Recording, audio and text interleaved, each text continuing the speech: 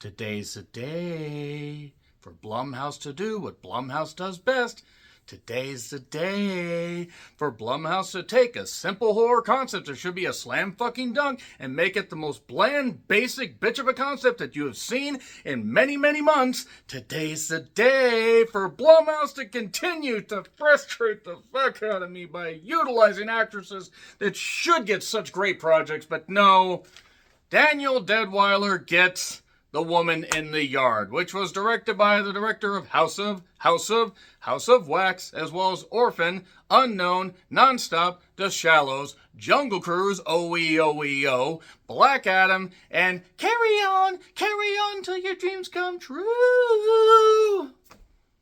Can you guess how I felt about The Woman in the Yard? Look, I'm going to be perfectly honest. The trailer didn't exactly sell me on it being much of anything, but I thought, okay, this could be at least fun and silly and at least something I can make some jokes about. But you know what? It's really a struggle because this is such a short film concept stretched the fuck out to barely 90 minutes. I think by the time the credits roll, it's maybe 80, 81 minutes.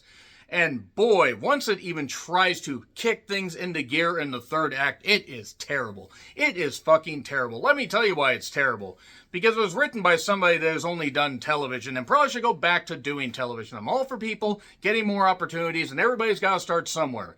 But sometimes you just have to stop right now, thank you very much, and realize that some writing needs a human touch. Because I'm starting to be convinced that Blumhouse is just utilizing AI or people held at gunpoint to write the most bland, banal films that really can just be turned out to make a profit. Now, The Woman in the Yard probably didn't cost all that much because, honestly, outside of a couple special effects points, it is literally Danielle Deadwyler as well as her two kids. There's Taylor, there's Annie. Are you okay? Are you okay? Are you okay, Annie? Taylor is the teenage son, and Annie is the daughter. And you can check out their names if you want. I'm not going to pick too much on the kid actors because it's difficult to find child prodigies that are really good right out of the gate. There are some examples, but often unless you're the kid from, oh boy, A Wrinkle in Time. Oh boy, that poor kid. That being said, we have Ramona. Ramona is dealing with the loss of her husband.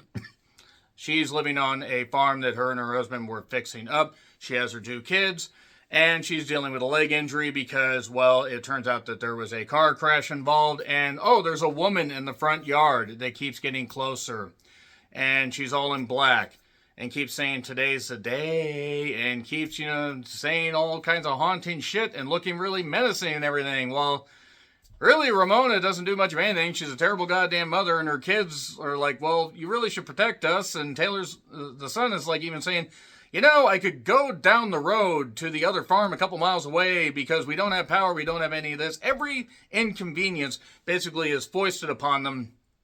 And then finally we get a few things that happen, and if you can't guess exactly where this is going from the trailer, then I don't know what to tell you.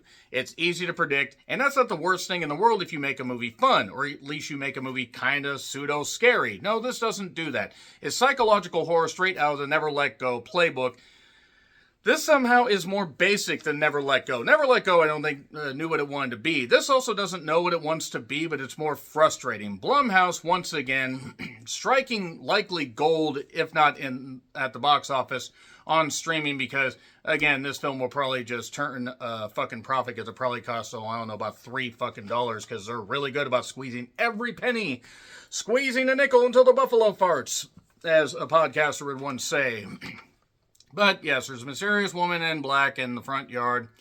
And from there, we have a horror movie. The only thing horrifying is that this movie actually got a theatrical release. I'm just going to do this because, my God, my fucking goddamn goodness. By the time it arrives to its conclusion, you just don't care. There's a germ of something that could have actually been utilized to really propel this thing, if not emotionally, at least psychologically. There's something there, but no, the way this was directed, it was just a couple camera tricks are like all spinny and stuff like that because they're trying to be neat and, all creative. And the writing is absolute dog shit. Danielle Deadwyler is doing the best she can, but my God, she is not a fucking magician. She's great. She ain't great enough to carry this. Nobody fucking is. So I'm going to get into spoilers and tell you exactly who the woman in the yard is and why this is all happening. It's in theaters, 3, 2, 1, spoilers. Okay, so now that everybody has jumped off, in case they want to know, she is the manifestation of grief. Because Ramona was reflecting on her late husband, watching old videos and stuff like that. But, the power's out. They can't charge her phone, so they conveniently can't end up calling any of this, They can't end up calling any of their neighbors and asking about why there's this weird woman in the front yard. And the woman is just a manifestation of her grief. Because we find out little tidbits like, the crash, by the way, it was on a wet road, but it wasn't the dad that was driving. It was the mother that was driving. I'm skipping through a lot of the build because really none of this film actually ends up mattering, even when you get to the final act. But also there is this thing about backwards R's and stuff like that. And the daughter, who I think is supposed to be 6 or 7, maybe, I'm not entirely certain, keeps doing that. And Ramona is freaking out because she doesn't know what to do. She actually, turns out, didn't want to have this farm, even though it seemed to be a dream. She realized it was more of a nightmare. It's like Green Acres. If Green Acres was written by a sea cucumber, I think a sea cucumber could do better. But nevertheless, Ramona is freaking out about all this stuff. There's a bit where she, is having this dream, this dream sequence, more stuff about her husband.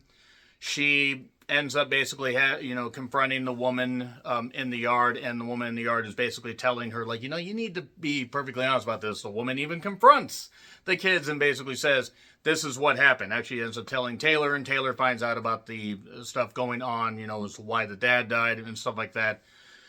And yeah, that's probably not something you should necessarily lie to your kids about. And also there is this gun that's in this safe.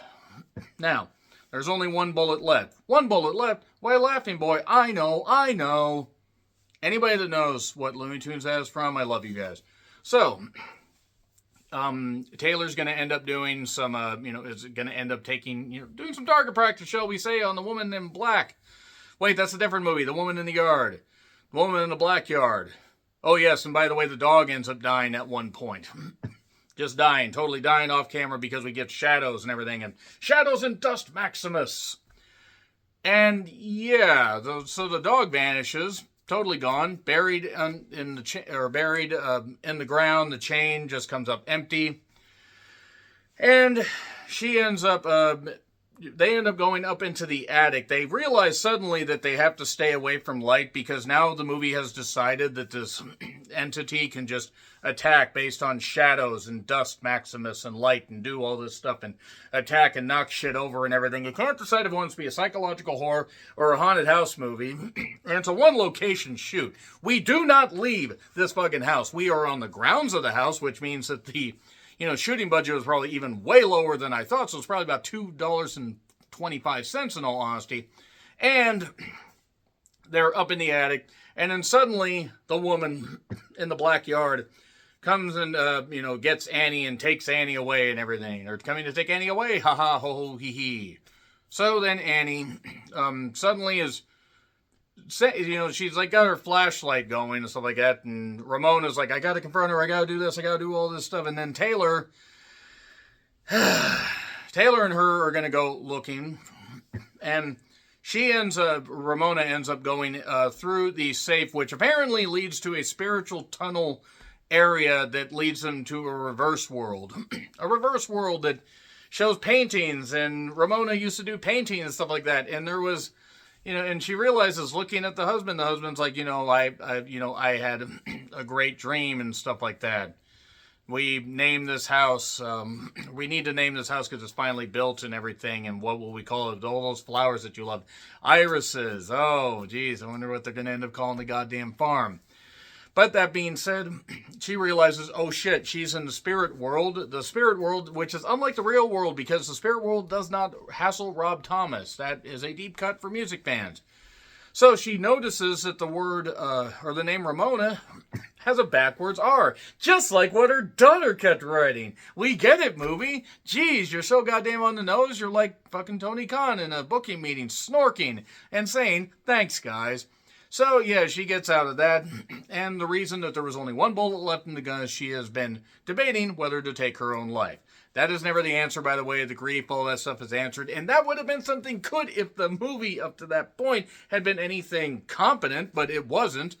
And the grief demon Blackyard woman is about to, get her to finally do it. She has sent her kids away. It's going to happen. She's going to pull an Eddie Graham or a Mike Graham. Or Carrie Von Erich. Or Chris Von Erich. I'll stop doing that one of these days. But she doesn't end up doing it. She ends up getting rid of the grief. She realizes, not today. Today's not the day. Not today. Not today, Satin. When you yell at your satin sheets for no goddamn reason. Oh, you can afford satin sheets? Well, la-di-da, Mr. Rockefeller. So, yeah, then she gets her kids back, and, the dog's back, conveniently. The dog's just there. Yay, good. Okay, the dog's fine. Hope the dog got paid well. The dog certainly deserved. Not that Danielle Deadweiler didn't, and not that the kids didn't, but the dog is the best actor in the fucking movie, or the best character. And yeah, that's it.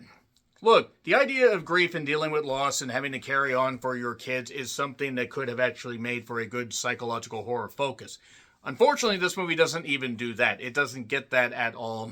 It limps along, drags itself along, and just comes to a limp conclusion that basically is just like flaccid. It just splurts, and then that's it. You're welcome for that image, by the way. Blumhouse does it once again. Fortunately, I don't have to worry about anything else from Blumhouse that Drop. I gotta watch Drop. And Megan 2.0. Blumhouse is gonna be the death of me. It's gonna be the official death of me. Before my imminent death, I'm going to give this an F. Agree, disagree with what I said, like, share, subscribe, Twitter, Letterboxd, Blue Sky handles in the description. I'm John Ritlin, and I'll see you soon.